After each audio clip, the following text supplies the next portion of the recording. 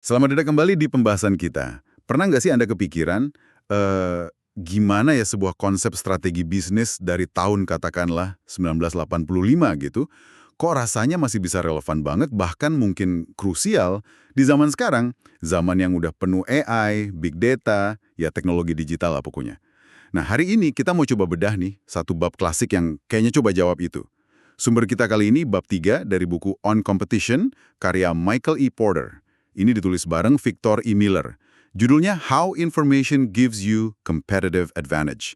Jadi misi kita kali ini ya, kita mau bongkar gimana artikel ini, ya meskipun umurnya udah hampir 40 tahun ya, tapi kok bisa kasih kerangka pikir yang menurut saya sih kuat banget buat ngertiin gimana teknologi informasi, mulai dari yang simple sampai yang canggih banget sekarang, itu bukan cuma alat bantu, tapi yaitu inti dari keunggulan kompetitif. Coba kita lihat bareng-bareng deh, masih berlaku nggak sih ramalan Porter sama Miller ini? Iya, menarik sekali ya.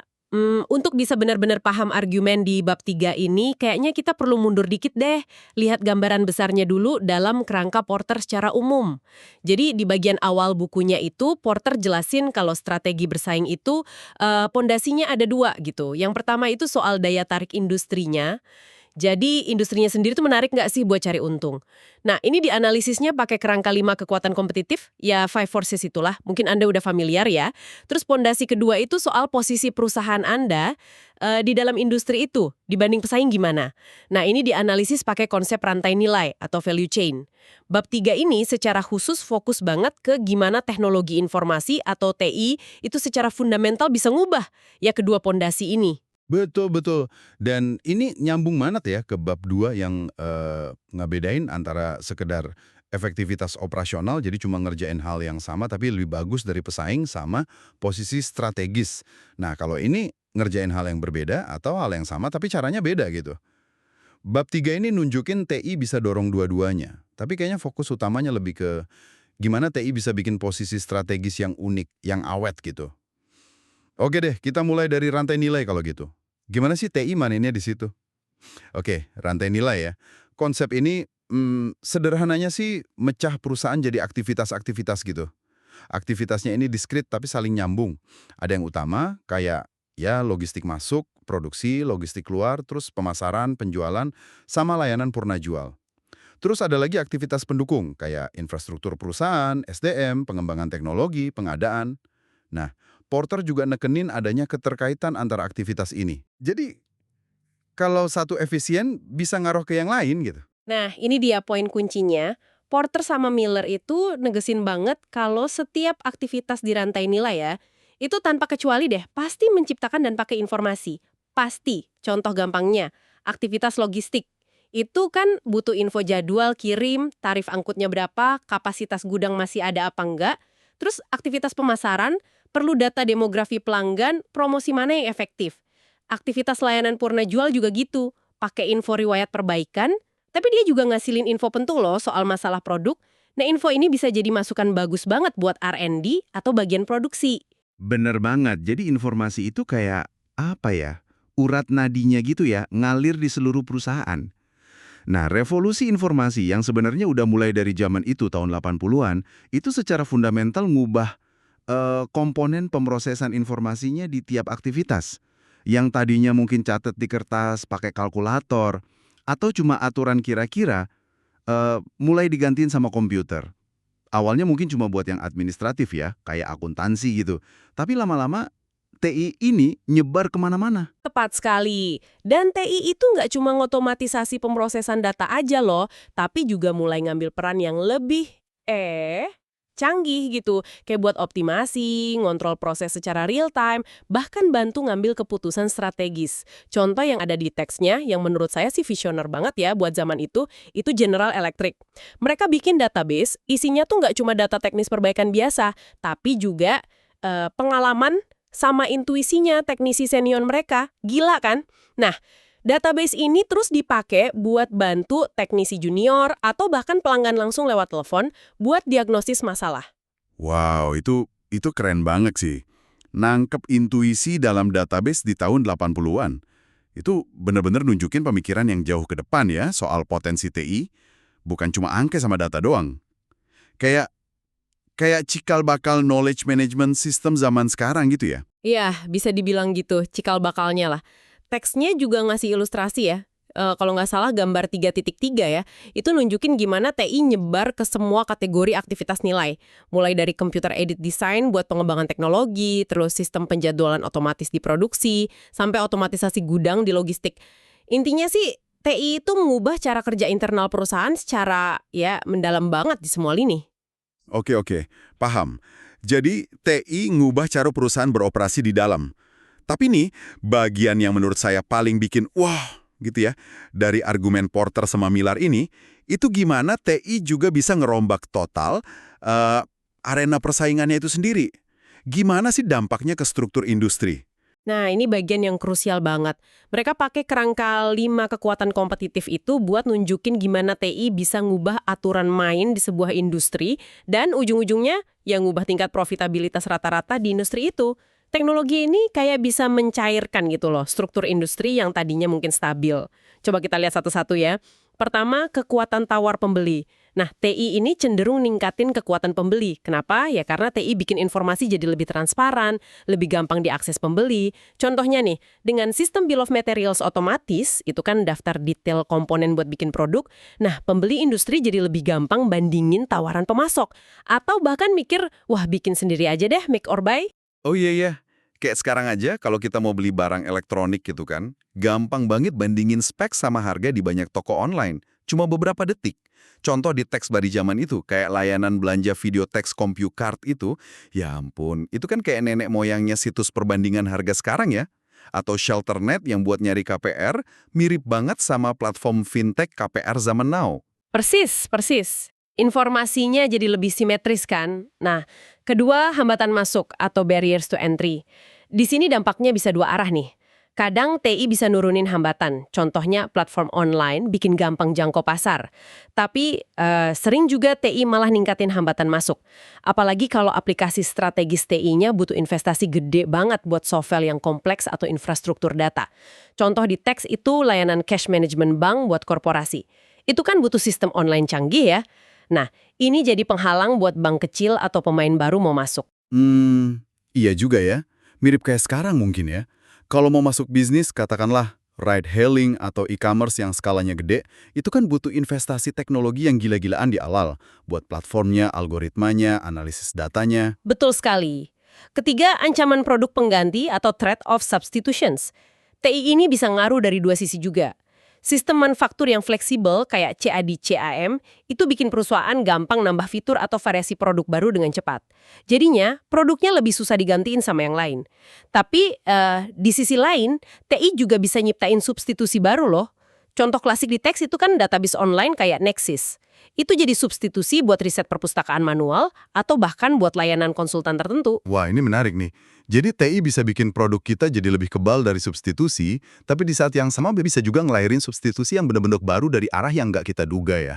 TI-nya kan mahal, tapi nurunin biaya variabel karena tenaga kerjanya berkurang. Akibatnya apa?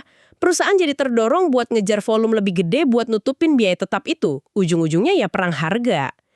Contoh lain yang bagus itu industri penerbangan. TI bikin mereka bisa ubah harga tiket seenaknya, secara dinamis, nawarin tarif macam-macam. Tapi, di saat yang sama, TI juga bikin info jadwal sama harga itu jadi super transparan buat agen perjalanan, buat kita juga sebagai konsumen, lewat situs-situs pembanding tiket itu kan. Nah akhirnya ya neken harga rata-rata juga. Bener juga. Tepat. Bahkan di layanan profesional, TI itu bisa ngurangin elemen personalnya. Bikin layanan jadi kerasa lebih standar, kayak komoditas gitu. Nah, ini lagi-lagi cenderung ningkatin persaingan yang basisnya harga. Oke. Lalu yang kelima, kekuatan tawar pemasok atau supplier power. Gimana tuh dampaknya? Teks sumbernya memang nggak ngasih contoh spesifik ya dampak TI ke kekuatan ini di bagian itu. Tapi ya secara logika aja kita bisa lihat kok, gimana TI juga bisa ngaruh ke sini. Misalnya nih, dengan adanya platform B2B online atau sistem informasi global, perusahaan kan jadi lebih gampang nyari, ngeevaluasi, terus nyambung sama pemasok alternatif di seluruh dunia. Nah ini potensi banget buat ngelemahin kekuatan tawar pemasok yang sebelumnya mungkin dominan cuma di daerah lokal atau regional aja. Oh iya, bener juga ya. Jadi kesimpulannya, TI ini bener-bener kayak gempa tektonik gitu ya, buat struktur industri. Dampaknya bisa kompleks, kadang malah kontradiktif. Bisa untungin pemain lama di satu sisi, misalnya hambatan masuk jadi naik. Tapi di sisi lain, bisa ngasih kekuatan ke pembeli, terus manasin persaingan. Jadi analisis yang cermat itu kunci banget ya di sini. Betul sekali. Kuncinya di analisis cermat itu.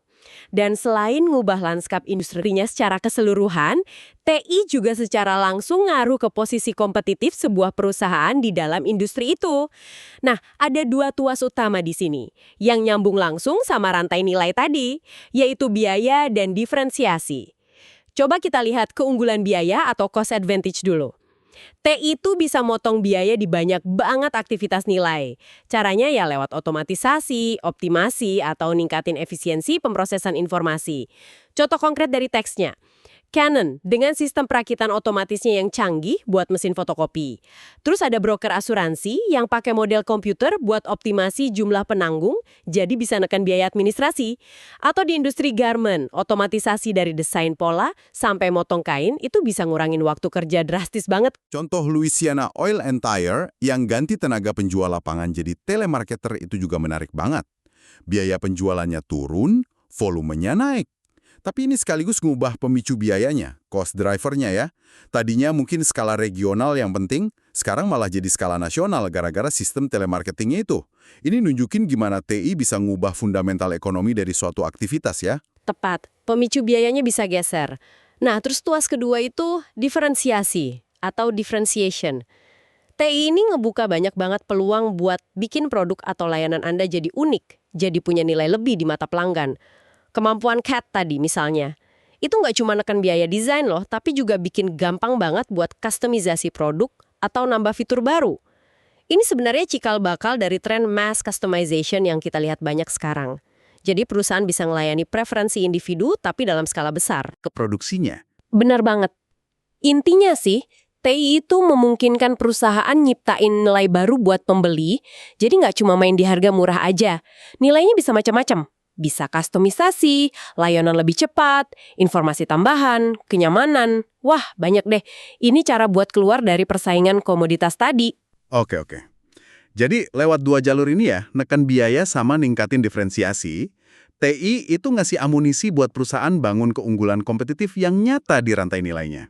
Sip.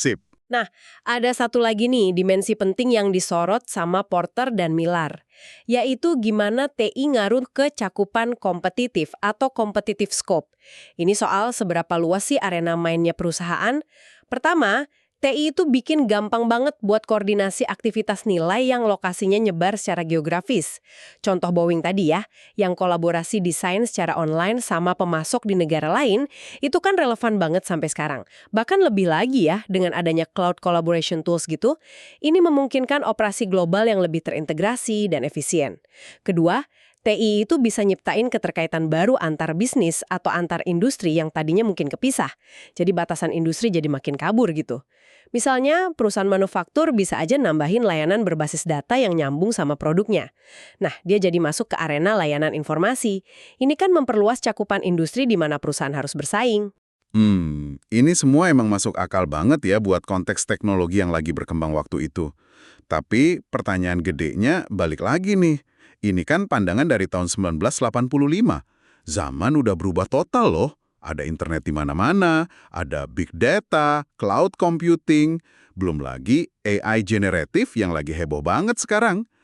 Apa kerangka rantai nilai sama 5 kekuatan ini masih cukup ampuh gitu buat ngebedah dampak kompetitif teknologi zaman sekarang? Pertanyaan yang wajar banget sih itu, dan menariknya Porter sendiri di tulisan-tulisan dia berikutnya, termasuk di buku ini juga, secara eksplisit jawab pertanyaan itu loh. Argumen utamanya gini, bab 3 ini tuh tetap fundamental karena fokusnya bukan pada teknologi spesifik waktu itu, tapi pada prinsip-prinsip dasar persaingan. Kerangka 5 kekuatan sama rantai nilai itu dirancang sebagai alat analisis yang tahan lama gitu, robust buat memahami signifikansi kompetitif dari setiap gelombang teknologi informasi, termasuk internet dan yang sesebelahnya. Malah nih ya, di bab 4 buku ini, Strategy and the Internet itu ditulis tahun 2001, Porter pakai kerangka yang sama persis buat nganalisis dampak internet, dan kesimpulannya waktu itu lumayan provokatif loh. Internet meskipun revolusioner banget, tapi secara umum cenderung nurunin rata-rata profitabilitas industri. Kenapa? Karena ningkatin kekuatan pembeli, ningkatin intensitas persaingan, terus memfasilitasi masuknya pesaing baru. Jadi internet itu nggak otomatis ngasih keunggulan kompetitif yang awet. Justru, kata Porter, karena internet itu meratakan banyak hal, punya strategi yang jelas dan unik, itu jadi semakin penting, bukan malah jadi kurang penting. Wah, jadi alih-alih bikin kerangka Porter jadi usang, perkembangan teknologi kayak internet itu justru malah semakin negasin pentingnya analisis strategis pakai kerangka itu ya. Itu kayak aha moment gitu. Prinsip dasarnya tetap kokoh ternyata. Teknologi boleh ganti, tapi cara nganalisis dampaknya ke persaingan, siapa yang untung, siapa yang rugi, gimana struktur industri berubah, gimana nilai diciptain, itu intinya tetap sama. Keren, keren. Nah, terus apa artinya semua ini buat Anda yang lagi dengerin? Pesan utamanya sih jelas banget ya. Jangan pernah anggap TI itu cuma sebagai departemen IT di pojokan kantor, atau sekedar biaya operasional yang harus ditekan. Teknologi informasi itu adalah komponen strategis yang fundamental banget. Dia punya kekuatan buat ngebentuk ulang industri Anda dan nentuin kemampuan Anda buat menang dalam persaingan. Iya, kuncinya itu ngelihat dampak gandanya TI. Pertama, gimana dia ngubah struktur industri tempat Anda main. Coba pakai kacamata 5 kekuatan buat analisis ini. Kedua, gimana TI bisa memperkuat posisi kompetitif Anda di dalam industri itu. Nah, coba petakan dampaknya di rantai nilai Anda. Cari peluang di mana TI bisa nekan biaya secara signifikan atau nyiptain diferensiasi yang benar-benar berarti buat pelanggan. Analisis kedua level ini secara barengan itu penting banget. Sip. Nah, sebagai penutup nih, kita coba lempar satu pertanyaan ya, buat Anda renungin lebih lanjut. Porter sama Miller kan nulis analisis ini tahun 1985. Itu jauh sebelum internet meledak, sebelum ada big data, cloud, apalagi AI kayak sekarang yang benar-benar ngubah lanskap bisnis. Pertanyaannya, seberapa efektif menurut Anda kerangka rangkai nilai dan 5 kekuatan ini buat bantu Anda memahami dampak kompetitif teknologi informasi masa kini di industri spesifik Anda? Apakah kerangka klasik ini masih bisa nangkep esensi persaingan digital zaman sekarang? Atau jangan-jangan ada dimensi-dimensi baru? Mungkin soal kecepatan perubahan yang gila-gilaan, soal network effects, atau peran data sebagai aset inti yang rasanya kok belum sepenuhnya terwakili ya sama model dari era pra-internet ini? Nah, itu pertanyaan buat Anda gali lebih dalam.